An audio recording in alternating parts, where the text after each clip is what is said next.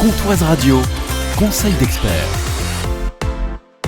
Bonjour Julie. Bonjour. Julie Datteux, consultante en recrutement en Haute-Saône. Cette fameuse période d'intégration, il peut se passer plein de choses durant la période d'essai. Environ un salarié sur 5 quitte son poste pendant sa période d'essai. Et dans la majorité des cas, ce n'est pas lié aux compétences, mais à une intégration insuffisante. À l'inverse, une étude montre que les entreprises qui structurent réellement l'intégration de leurs salariés augmentent leur fidélisation de près de 70% sur les 3 premières années.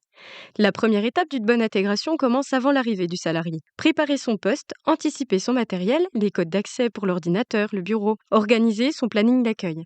La deuxième étape, c'est l'accueil humain. Il faut absolument être libre la première heure au minimum pour présenter les équipes, expliquer le fonctionnement de l'entreprise. Un salarié qui comprend rapidement son environnement gagne en confiance.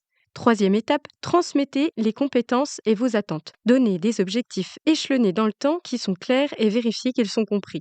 Quatrième étape, suivez et échangez régulièrement avec votre salarié. Les premières semaines sont déterminantes. Mettre en place des points d'échange le premier jour, puis chaque semaine pendant la période d'essai est indispensable. Cela permet d'identifier rapidement les difficultés, mais aussi de valoriser les réussites. Le but de l'intégration, c'est un salarié qui trouve sa place dans une équipe et qui comprend le sens de son travail.